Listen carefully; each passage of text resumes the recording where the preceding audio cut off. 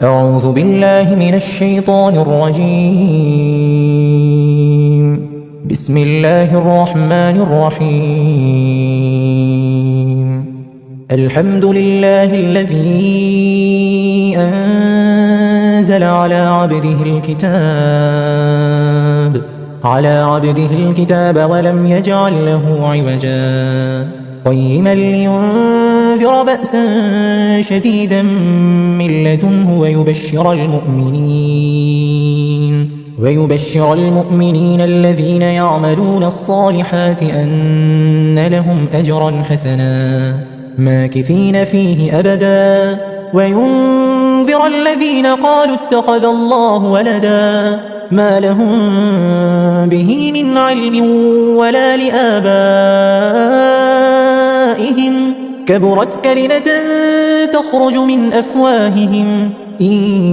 يقولون إلا كذبا فلعلك باخع نفسك على آثارهم إن لم يؤمنوا بهذا الحديث أسفا إنا جعلنا ما على الأرض زينة لها لنبلوهم أيهم أحسن عملا وإنا لجاعلون ما عليها صعيدا جرزا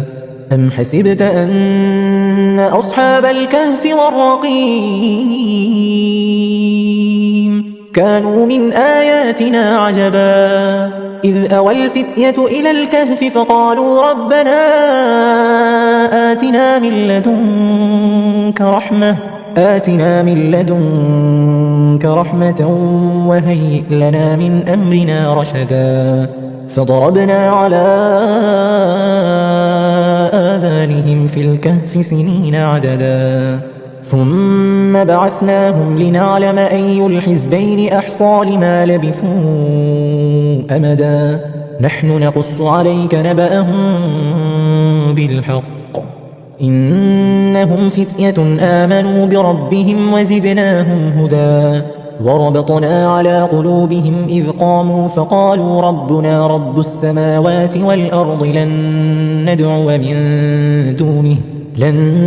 ندعو من دونه إلها لقد قلنا إذا شططا هؤلاء قوم اتخذوا من دونه آلهة لولا يأتون عليهم بسلطان بين فمن أظلم ممن افترى على الله كذبا وإذ اعتزلتموهم وما يعبدون إلا الله فأووا إلى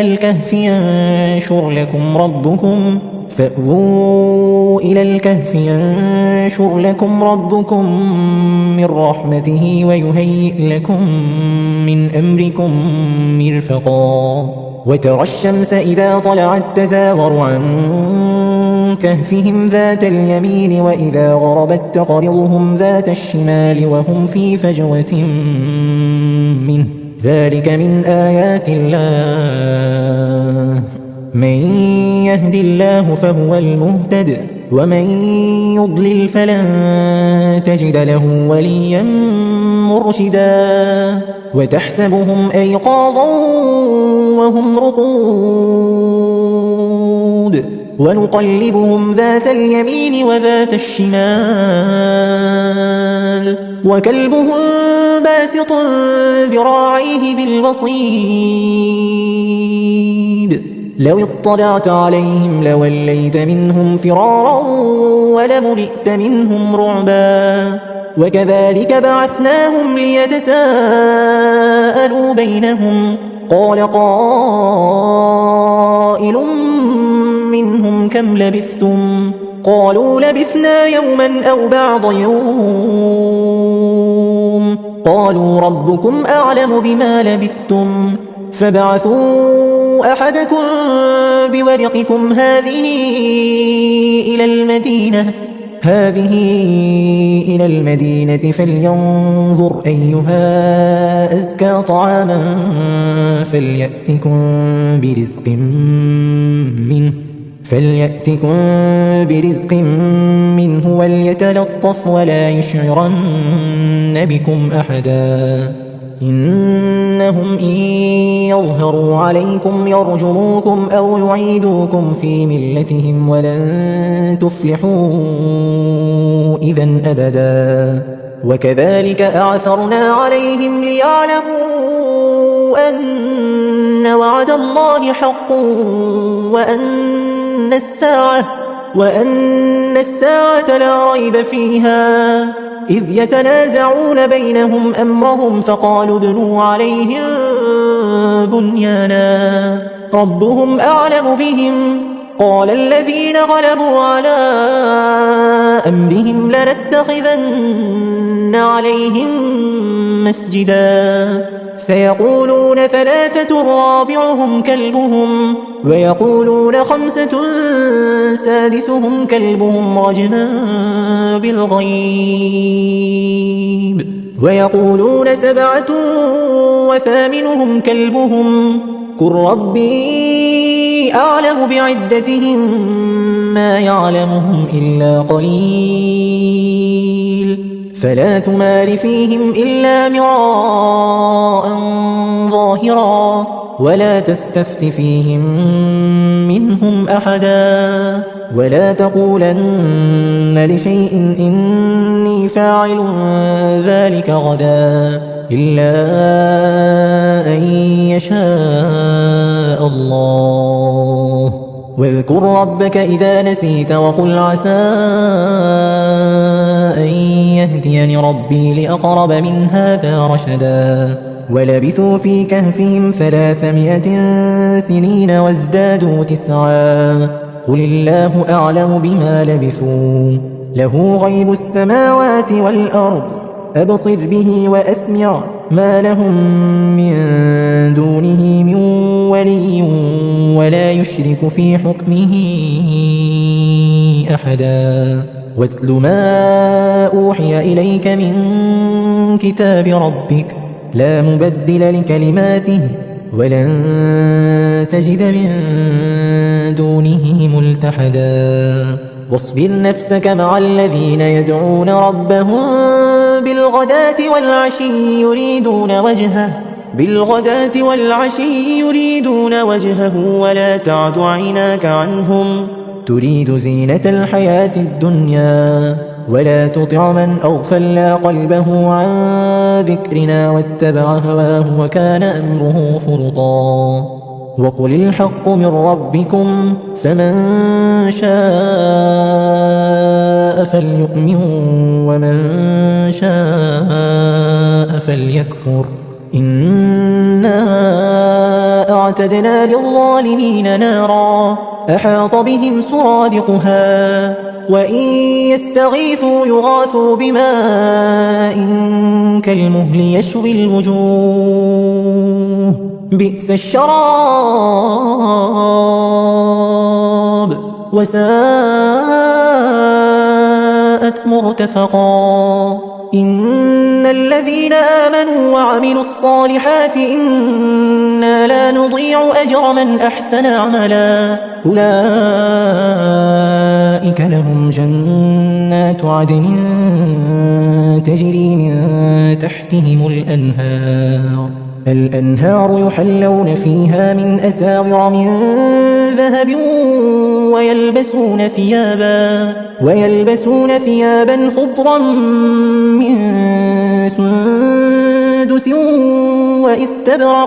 خضرا من سندس واستبرق متكئين فيها على الأرائك نعم الثواب وحسنت مرتفقا واضرب لهم مثلا الرجلين جعلنا لأحدهما جنتين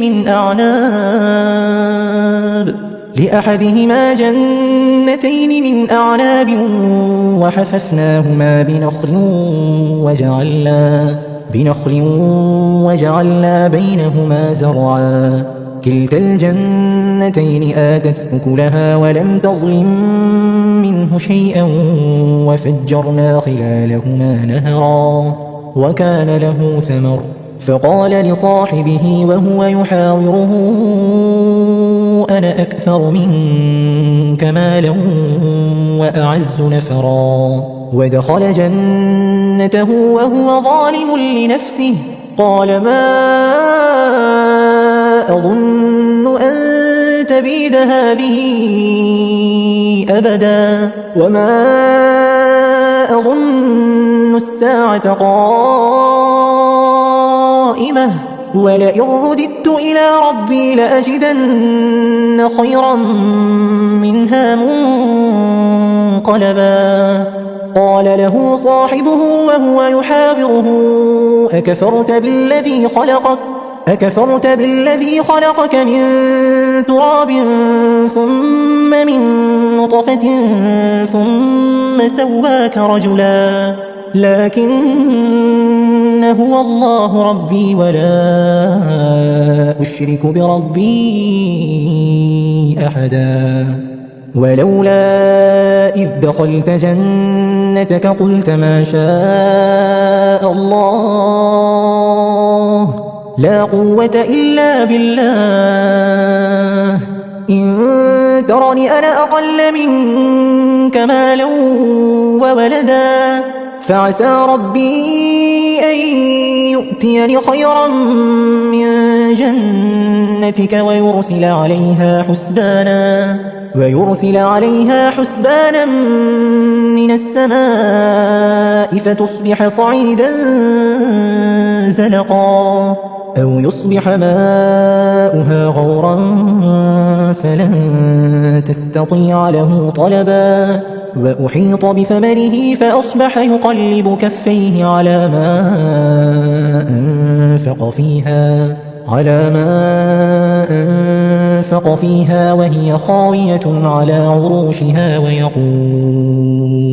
وهي خاوية على عروشها ويقول يا ليتني لم أشرك بربي أحدا ولم تكن له فئة ينصرونه من دون الله وما كان منتصرا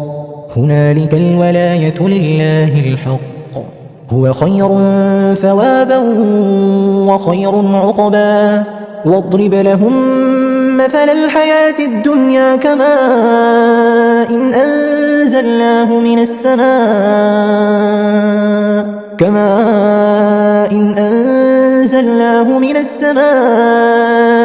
فاختلط به نبات الأرض فأصبح هشيما تذروه الرياح وكان الله على كل شيء مقتدرا المال والبنون زينة الحياة الدنيا والباقيات الصالحات خير عند ربك ثوابا وخير أملا ويوم نسير الجبال وترى الأرض بارزة وحشرناهم فلم نغادر منهم أحدا وعرضوا على ربك صفا لقد جئتمونا كما خلقناكم أول مرة بل زعمتم أن لن نجعل لكم موعدا ووضع الكتاب فترى المجرمين مشفقين مما فيه ويقولون يا ويلتنا ما لهذا الكتاب لا يغادر صغيرة ولا كبيرة إلا أحصاها ووجدوا ما عملوا حاضرا ولا يظلم ربك أحدا وإذ قلنا للملائكة اسجدوا لآدم فسجدوا إلا إبليس كان من الجن ففسق عن أمر ربه أفتتخذونه وذريته أولياء من دوني وهم لكم عدو بئس للظالمين بدلا ما أشهدتهم خلق السماوات والأرض ولا خلق أنفسهم وما كنت متخذ المضلين عضدا ويوم يقول نادوا شركائي الذين زعمتم فدعوهم فلم يستجيبوا لهم وجعلنا بينهم موبقا ورأى المجرمون النار فظنوا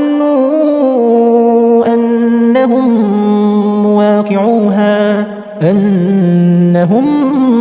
مواقعوها ولم يجدوا عنها مصرفا ولقد صرفنا في هذا القرآن للناس من كل مثل وكان الإنسان أكثر شيء جدلا وما منع الناس أن يؤمنوا إذ جاءهم الهدى ويستغفروا ربهم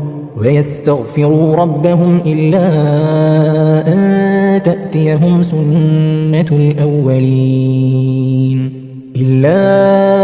أن تأتيهم سنة الأولين أو يأتيهم العذاب قبلا وما نرسل المرسلين إلا مبشرين ومنذرين ويجادل الذين كفروا بالباطل ليدحضوا به الحق واتخذوا آياتي وما أنذروا هزوا ومن أظلم ممن ذكر بآيات ربه فأعرض عنها ونسي ما قدمت يداه إنا جعلنا على قلوبهم أكنة أن يفقهوه وفي آذانهم وقرا وإن تدعهم إلى الهدى فلن يهتدوا إذا أبدا وربك الغفور ذو الرحمة لو يؤاخذهم بما كسبوا لعجل لهم العذاب بل لهم موعد لن يجدوا من دونه موئلا وتلك القرى أهلكناهم لما ظلموا وجعلنا لمهلكهم موعدا وإذ قال موسى لفتاه لا أبرح حتى أبلغ مجمع البحرين أو أمضي حقبا فلما بلغا مجمع بينهما نسيا حوتهما فاتخذ سبيله في البحر سربا فلما جاوزا قال لفتاه آتنا غداءنا لقد لقينا من سفرنا هذا نصبا قال أرأيت إذ أوينا إلى الصخرة فإني نسيت الحوت وما أنسانيه إلا الشيطان أن أذكره واتخذ سبيله في البحر عجبا قال ذلك ما كنا نبغ فارتدا على آثارهما قصصا فوجدا عبدا من عبادنا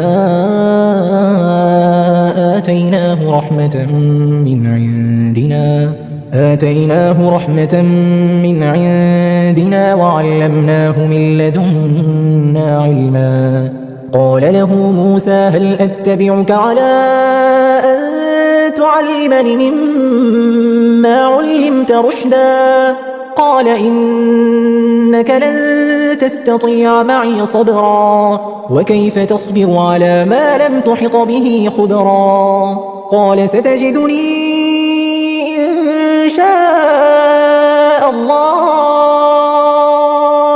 إن شاء الله صابرا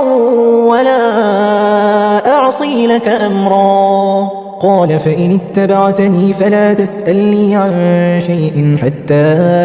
أحدث لك منه ذكرا فانطلقا حتى إذا ركبا في السفينة خرقها قال أخرقتها لتغرق أهلها لقد جئت شيئا إمرا قال ألم أقل إنك لن تستطيع معي صبرا قال لا تؤاخذني بما نسيت ولا ترهقني من أمري عسرا فانطلقا حتى إذا لقيا غلاما فقتله قال أقتلت نفسا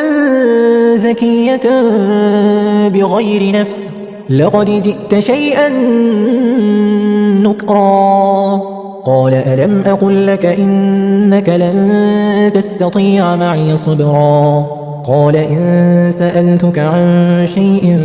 بعدها فلا تصاحبني قد بلغت من لدني عذرا فانطلقا حتى إذا أتيا أهل قرية استطعما أهلها فأبوا أن يضيفوهما فوجدا فيها جدارا يريد أن ينقض فأقامه قال لو شئت لاتخذت عليه أجرا قال هذا فراق بيني وبينك سأنبئك بتأويل ما لم تستطع عليه صبرا أما السفينة فكانت لمساكين يعملون في البحر فأردت أن أعيبها وكان وراءهم ملك يأخذ كل سفينة غصبا وأما الغلام فكان أبواه مؤمنين فخشينا أن يرهقهما طغيانا وكفرا فأردنا أن يبدلهما ربهما خيرا منه زكاة وأقرب رحما وأما الجدار فكان لغلامين يتيمين في المدينة وكان تحته كنز لهما وكان أبوهما صالحا فأراد ربك أن يبلغا أشدهما ويستخرجا كنزهما رحمة من ربك وما فعلته عن أمري ذلك تأويل ما لم تستطع عليه صبرا ويسألونك عن ذي القرنين قل سأتلو عليكم منه ذكرا إنا مكنا له في الأرض وآتيناه من كل شيء سببا فأتبع سببا حتى إذا بلغ مغرب الشمس وجدها تغرب في عين حمئة ووجد عندها قوما قلنا يا ذا القرنين إما أن تعذب وإما أن تتخذ فيهم حسنا قال أما من ظلم فسوف نعذبه ثم يرد إلى ربه فيعذبه عذابا نكرا وأما من آمن وعمل صالحا فله جزاء الحسنى وسنقول له من أمرنا يسرا ثم أتبع سببا حتى إذا بلغ مطلع الشمس وجدها تطلع على قوم لم نجعل لهم من دونها سترا كذلك وقد أحطنا بما لديه خبرا ثم أتبع سببا حتى إذا بلغ بين السدين وجد من دونهما قوما لا يكادون يفقهون قولا قالوا يا ذا القرنين إن يأجوج ومأجوج مفسدون في الأرض فهل نجعل لك خرجا على أن تجعل بيننا وبينهم سدا قال ما مكنني فيه ربي خير فأعينوني بقوة أجعل بينكم وبينهم ردما آتوني زبر الحديد حتى إذا ساوى بين الصدفين قال انفخوا حتى إذا جعله نارا قال آتوني أفرغ عليه قطرا فما استطاعوا أن يظهروه وما استطاعوا له نقبا قال هذا رحمة من ربي فإذا جاء وعد ربي جعله دكا وكان وعد ربي حقا وتركنا بعضهم يومئذ يموج في بعض ونفخ في الصور فجمعناهم جمعا وعرضنا جهنم يومئذ للكافرين عرضا الذين كانت أعينهم في غطاء عن ذكري وكانوا لا يستطيعون سمعا أفحسب الذين كفروا أن يتخذوا عبادي من دوني أولياء إنا أعتدنا جهنم للكافرين نزلا قل هل ننبئكم بالأخسرين أعمالا الذين ضل سعيهم في الحياة الدنيا وهم يحسبون أنهم يحسنون صنعا أولئك الذين كفروا بآيات ربهم ولقائه فحبطت أعمالهم فلا نقيم لهم يوم القيامة وزنا ذلك جزاؤهم جهنم بما كفروا واتخذوا آياتي ورسلي هزوا إن الذين آمنوا وعملوا الصالحات كانت لهم جنات الفردوس نزلا خالدين فيها لا يبغون عنها حولا قل لو كان البحر مدادا لكلمات ربي لنفد البحر قبل أن تنفد كلمات ربي ولو جئنا بمثله مددا قل إنما أنا بشر مثلكم يوحى إلي أنما إلهكم إله واحد فمن كان يرجو لقاء ربه فليعمل عملا صالحا ولا يشرك بعبادة ربه أحدا